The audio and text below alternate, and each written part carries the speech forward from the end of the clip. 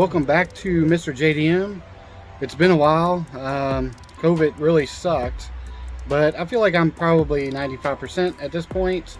But we are back working on the EK, the 99 EK, getting the motor pulled out. I've already pulled the axles, well, one of them. The other one just, I don't know, it won't come out of the hub, so I'm having a lot of difficulty with that. But we're gonna pull the wiring, the vacuum lines and coolant lines and whatever else. Just disconnect everything from the engine, that way we can pull the engine out. And then I did soak down the axle, that way hopefully later on I'll be able to just slide it out, but right now it will not come out. Alright, so we got the axle pulled out. I didn't show it just because I've done this a few times in other videos. Basically unscrew the bottom ball joint, separate it from the lower control arm, lift it up, that way you can unscrew here and pull it forward and pull the axle out of the transmission. Same thing on this side, but this is like seized in there. I just cannot get it, and I've beat it with a hammer, but I'm afraid I'm gonna mushroom it.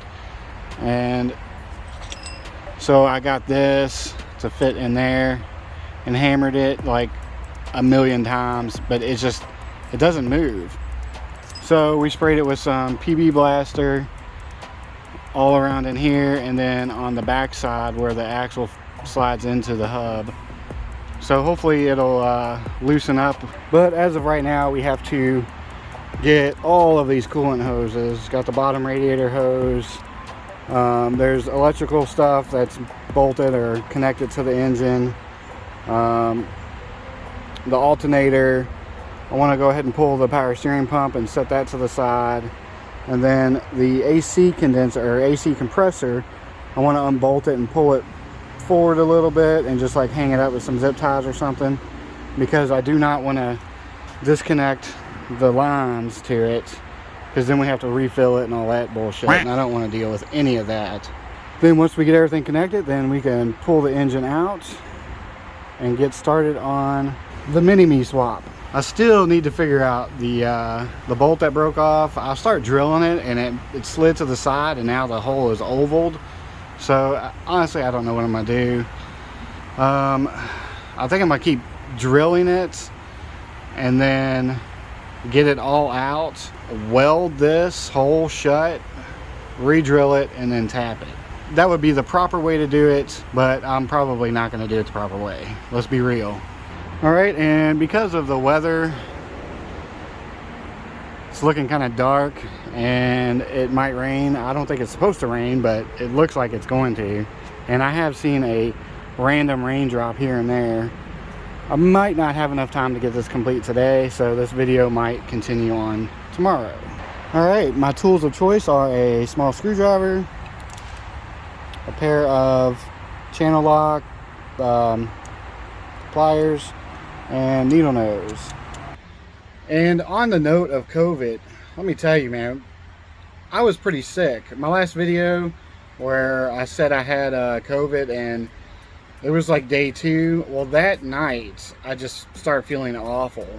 It was like somebody sectioned off, you know, small bits of my body all over, and then, you know, 20 people stood around me with little hammers just beating me in random spots.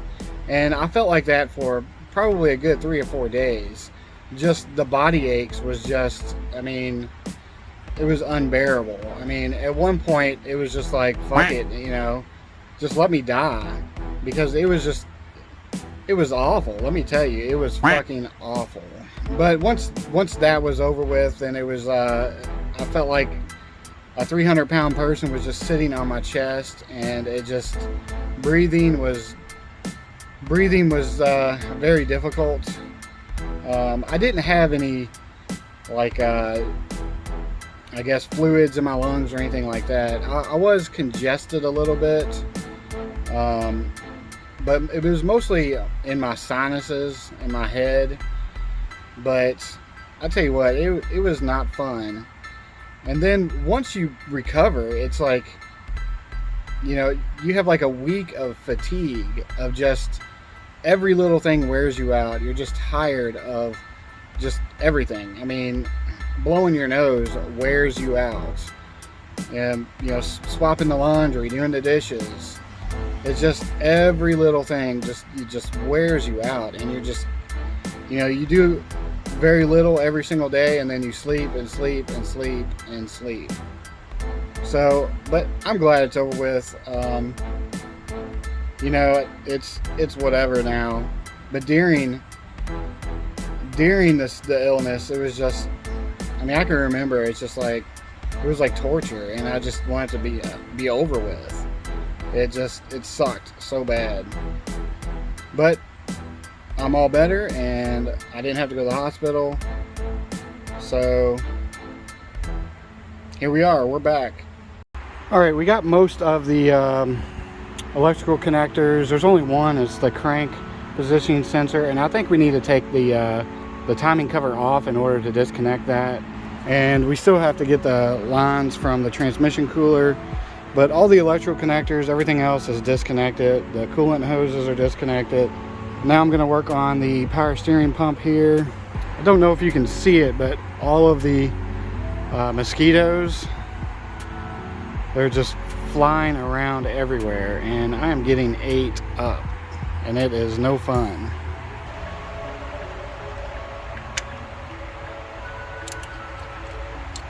All right, as predicted, as you can see, all the rain, we're getting rained out.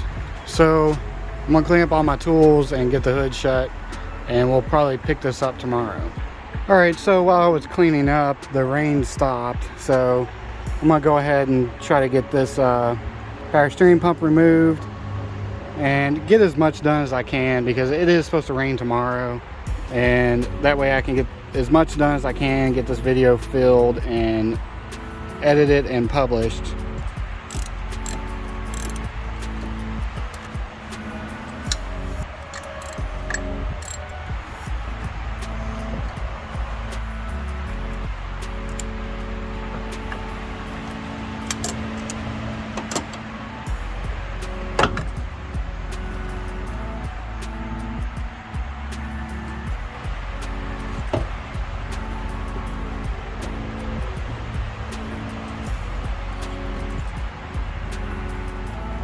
All right, now we're going to try to get the AC compressor removed.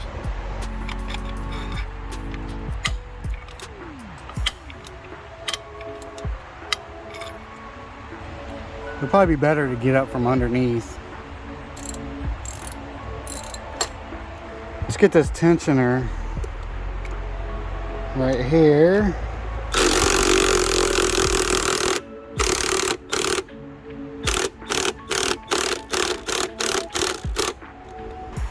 Now we need to get this bolt right here.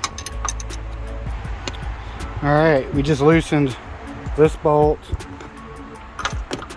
right there, and then it allows you to move the tensioner up and down. Then you can remove the belt. We're still struggling with the bolts on the AC compressor though.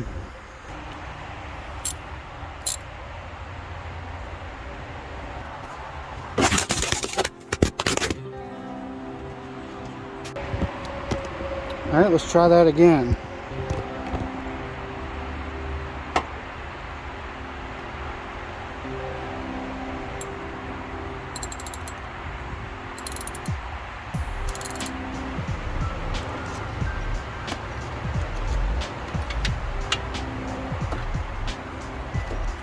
All right, we got the AC compressor disconnected. Next, we need to get the transmission cooler lines disconnected. I've already got the clips removed. I just need to pull the hoses off.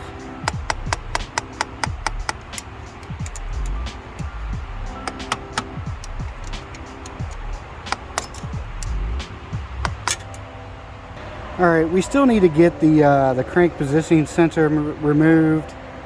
And I think that's really it, except for, you know, the mounts there, the T-bracket mount. We have this mount right here, and then that mount right there. So the only thing really left are the mounts. All right, so I'm gonna go ahead and end it right here. And if it doesn't rain tomorrow, because it's supposed to rain in the morning, but the afternoon it's supposed to be fine. So I guess tomorrow afternoon we will finish it up. If it's not raining, we'll get the engine removed, and then we can start working on the mini-me build. We can get all that built and put back in the car and get this car out of here, because it's been a long time. I should have been done with this car fucking 3 weeks ago, but because I caught COVID, that kind of changed everything and put me behind. And plus, I still need to get to this car. I've got to finish this car and get it done and get it out of here, because my only goal really for 2021 was to get this girl back on the road and make her my daily driver. And I still want to get that done, because the Beagle's not having any problems, but she needs some work and she's in desperate need. I have definitely deprived her of any work, and really I've done nothing to her in a long time. I feel bad because the Beagle is just really, it's gone to shit. The paint job is completely fucked. There's a small dent on the driver's side, or the right side, that's starting to rust, and I want to do body work. That's what my main goal is to do body work and paint the Beagle. I think I've watched enough YouTubers, Paint Society, Young Static, and whoever else. Who's the other guy? Bodie Vision. I've watched a ton of YouTubers painting, and so I'm just going to give it a go. It may not be perfect, but even if I do it 3 or 4 times myself, it'll be cheaper than paying somebody else to do it. Now, the car is a two-tone car, but you know, I've never really liked this section right here. I've always wished this was black. And so I think that's what I'm going to do, is I'm just going to paint from there up black, and then the bottom, I think I'm going to leave it alone, just because I can't find those decals. And you know, yeah, I can find aftermarket ones, but they're not the same. These kind of like have flake in them and they reflect. I can't find them. Until I do, then I'm just not going to paint that bottom part. But I am going to do something about this rust. And this dent over here, like I said, it's starting to rust. But this rust is above the line anyway, so this would all get painted black. So that doesn't really matter that this is the silver color or gray or whatever it is. I've got the paint codes, I just don't remember what they are on top of my head. Now, as far as this wagon, the paint is faded. I could probably buff it out, but I do want to eventually paint it. But I think my goal, and I probably won't do it this year, is to wrap it. I've never done a wrap before, and it's just something that, you know, I will want to learn how to do, so we'll do that. And plus, I have a CZ hood bump that I'm going to weld in here, and so it's going to be welded, and you know, I'm gonna have to do some body work and glaze to fill it over. So I would just primer the hood and then wrap that. And then also I want to put a sunroof in. This piece is from a Civic hatch. The roofline is almost the same, at least up until this point. So I'm going to cut this out and weld it into the red wagon. Now the sunroof is, that's some major work. I've never done anything like that before, and you know, I don't want to mess it up, but you know, if I do, it's going to be very slight, and it's my first time, so it is what it is. But again, that's probably going to be a next year project, because that's a big project. Any body work on the red wagon is not going to be done this year. Once I get the 88 wagon and the 99 EK out of here, then I'm going to start focusing on the red wagon. Just getting it back on the road, getting everything working right, running good, and That way, that'll be my daily driver during the winter. And the winter months, I will probably sand and do body work on the Beagle.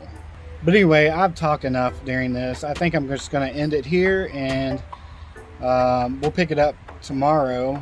Hopefully we'll get the motor out, and then we can get started on the mini-me build, swap, whatever you want to call it. But I appreciate everybody's support. I appreciate all the subscribers, all the views. I thank you very much, and I will see you all in the next video.